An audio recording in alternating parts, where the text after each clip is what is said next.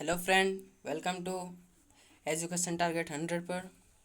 आज हम आप लोगों की डिमांड पर क्लास 10th के मैथ चैप्टर 10 जिसका नाम है वृत्त, इसका नाम क्या है? वृत्त।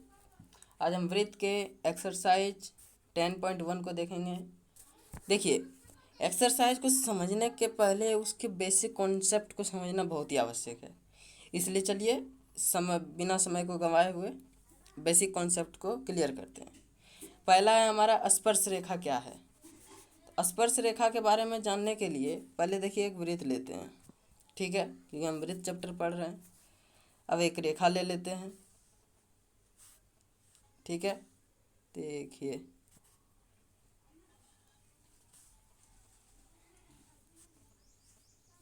ये हुआ एक रेखा, ठीक है। यहाँ पर हमारा केंद्र है। अब ये जो रेखा है यही हमारी क्या है? स्पर्श रेखा। तो हम स्पर्श रेखा की परिभाषा क्या बोल सकते हैं कि स्पर्श रेखा किसी वृत्त पर खींची गई वह रेखा है जो उस वृत्त को केवल और केवल एक बिंदु पर प्रतिच्छेद करे। प्रतिच्छेद करे का मतलब क्या हुआ कि एक बिंदु पर स्पर्श करे, ठीक है। यहाँ आप देख रहे हैं कि एक बिंदु पर स्पर्श कर रहा है। यहाँ पर देखिए केवल और केवल एक बिंदु पर। भले ही यहाँ हमारा मार्कर थोड़ा मोटा है इसलिए दिख रहा है, लेकिन जब आप वृत्त को बना के उस पर स्पर्श रेखा खींचिएगा तो वह केवल और केवल एक ही बिंदु पर होगी। तो स्पर्श रेखा की परिभाषा को आप समझ गए कि किसी वृत्त पर खींची गई वह रेखा जो वृत्त को केवल और केवल एक ही बिंदु पर स्पर्श करे उसे हम क्या कहते हैं? स्पर्श रेखा कहते हैं, ठीक है। चलिए आगे बढ़ते हैं। आगे छेदक रेखा किसे कहते हैं? अब आपके मन में आ रहा होगा कि स्पर्श रेखा और छेदक रेखा में क्या अंतर है। पहले चलिए स्पर्श रेखा समझ लेते हैं। छेदक रेखा, ये वृत्त है हमारा, ठीक है। अब हम एक छेदक रेखा बनाते हैं। ये देखिए, ये है छेदक रेखा। छेदक रेखा यानी वृत्त को जो है दो भागों में बांट देती है। यह कोई आवश्यक नहीं है कि उसको दो बराबर भागों में बांटे, वह किसी भी एंगल में बांट सकती है। जैसे इधर भी दो भागों में बांट दिया, यानी कि वृत्त का जो परिधि है उसको दो बिंदु पर प्रतिच्छेद करके उसे अलग कर देती है। देखिए, ये भी हमारा क्या है? छेदक रेखा है। यह भी हमारा क्या है? छेदक रेखा है। यह भी हमारा क्या है? छेदक रेखा है। तो छेदक रेखा समझ गए। अब स्पर्श रेखा और छेदक रेखा में अंतर समझिए। यह वृत्त, यह स्पर्श रेखा। स्पर्श रेखा वृत्त को केवल एक बिंदु पर काटती है, जबकि छेदक रेखा वृत्त को दो बिंदु पर काट रही है, एक यहाँ और एक यहाँ, ठीक है। चलिए नेक्स्ट, अब हम देखिए पहले इसी में समझ लिए। ये है ना छेदक रेखा दो बिंदु पर प्रतिच्छेद कर रही है, ठीक है। आगे बढ़ते हैं। आगे जीवा किसे कहते हैं? जीवा भी समझना आवश्यक है। ये मान लीजिए ये हमारा वृत्त है, एक सेकंड, ये लीजिए ये वृत्त है, ठीक है। अब जीवा किसे कहते हैं कि वृत्त के दो बिंदुओं को मिलाने वाली रेखा को क्या कहते हैं? जीवा कहते हैं। वृत्त के दो बिंदुओं को मिलाने वाली रेखा को जीवा कहते हैं। ये हमारा क्या? जीवा है। यानी ये बाहर नहीं निकलेगी, ये केवल और केवल वृत्त में ही समाई रहेगी।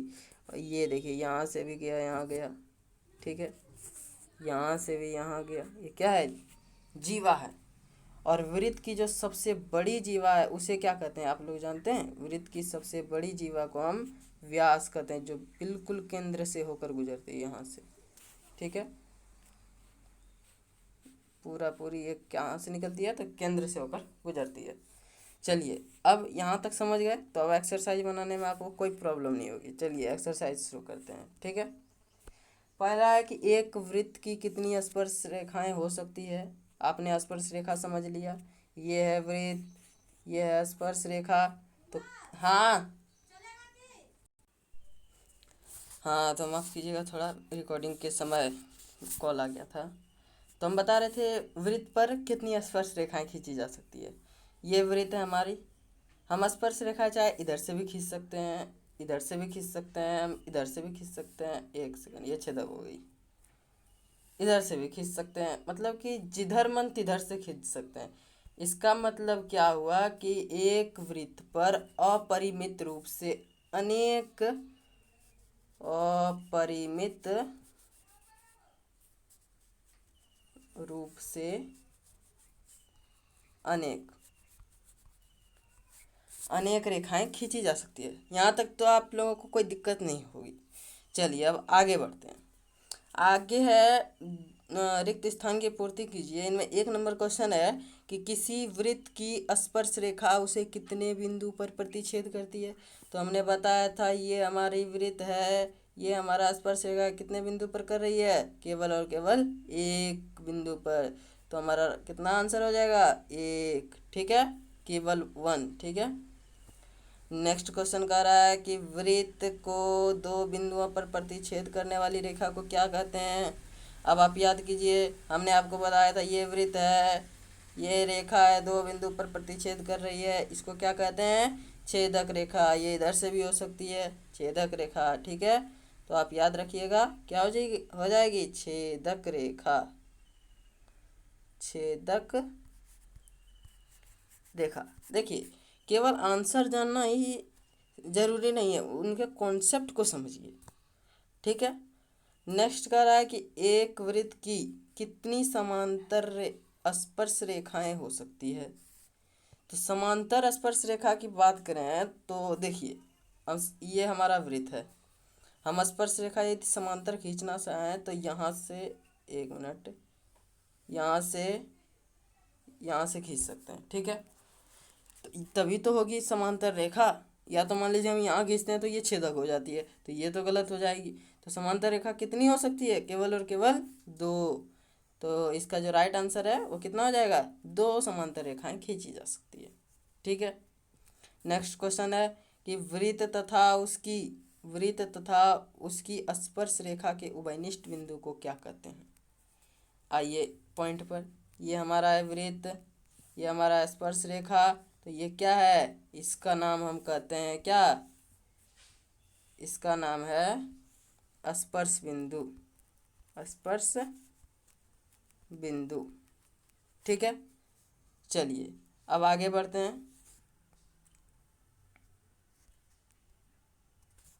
3 नंबर क्वेश्चन, ये वेरी वेरी इंपॉर्टेंट क्वेश्चन है, ये कई बार परीक्षाओं में पूछा गया है। तो चलिए अब क्वेश्चन को शुरू करते हैं। करा के 5 सेंटीमीटर त्रिज्या वाले 5 सेंटीमीटर त्रिज्या वाले एक वृत्त बना लेते हैं। 5 सेंटीमीटर त्रिज्या वाला एक वृत्त है ये। ठीक है, 5 सेंटीमीटर त्रिज्या वाले एक वृत्त के बिंदु P पर स्पर्श रेखा क्या है, P क्यों, एक बिंदु ये है हमारा क्या, P,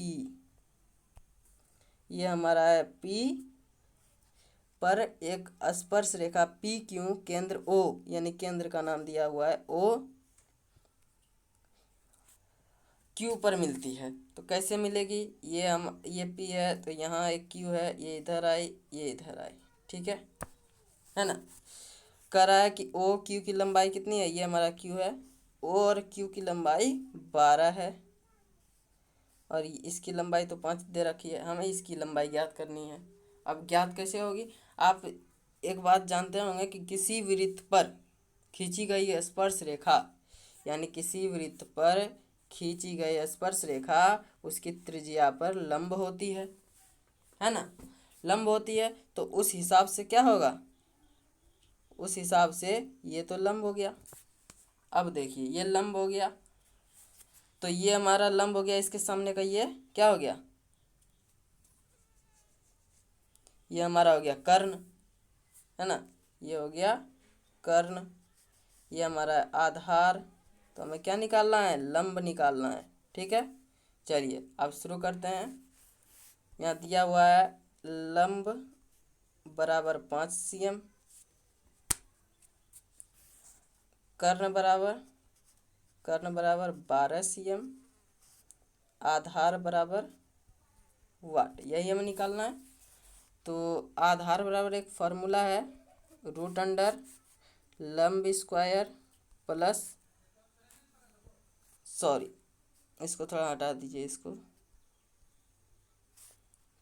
कर्ण स्क्वायर माइनस लंब स्क्वायर।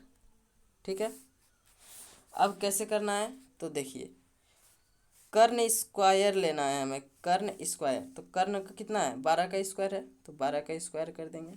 माइनस है तो माइनस देंगे। लंब स्क्वायर है, 5 का स्क्वायर कर देंगे। रूट है, रूट डाल देंगे। अब इतना आप समझ गए, इस पूरा को साइड करते हैं, ठीक है। एक मिनट, तो क्या था हमारे पास, रूट अंडर 12 का होल स्क्वायर माइनस 5 का स्क्वायर, ठीक है। इसको करेंगे तो रूट अंडर 144 माइनस 25, इसको यदि घटाइएगा तो रूट अंडर आएगा 119 सेंटीमीटर, यानी ऑप्शन नंबर डी हमारा राइट हो जाएगा, ठीक है। अब चलिए नेक्स्ट क्वेश्चन की ओर बढ़ते हैं। नेक्स्ट क्वेश्चन है कि एक वृत्त खींचिए। चलिए हम वृत्त एक खींच लेते हैं, खींच लिए। तो अर्थात दो एक दी गई रेखा के समांतर दो ऐसी रेखाएं खींचिए कि उनमें से एक स्पर्श रेखा हो और दूसरी छेदक रेखा हो। अब ये कैसे होगा, तो सीधी सी बात है, आप एक यहाँ सीधा सीधी कराए, एक स्पर्श रेखा होनी चाहिए, एक मिनट, यहाँ कराए एक स्पर्श रेखा दूसरी छेदक रेखा, और यह समांतर होनी चाहिए। एक स्पर्श रेखा हम खींच लेंगे, देखिए एक स्पर्श रेखा खींच लिए, ठीक है। एक छेदक रेखा खींच लिए, दोनों को समांतर कर दीजिए, हो गया। इस तरह हमारा पूरा प्रश्नावली समाप्त होता है। तो आगे की वीडियो पाने के लिए आप कमेंट में जवाब ज़रूर लिखें कि आपको ये वीडियो कैसा लगा। और यदि आप इनका PDF चाहते हैं, यानी कि इसके नोट्स चाहते हैं, तो हमारे टेलीग्राम चैनल को ज्वाइन कर लीजिए। इसका लिंक हमारे डिस्क्रिप्शन में दिया हुआ है। Thank you, thanks for watching. और अपना अगला सुझाव ज़रूर दें कि हम आगे किस टॉपिक पर वीडियो बनाएं। Thank you.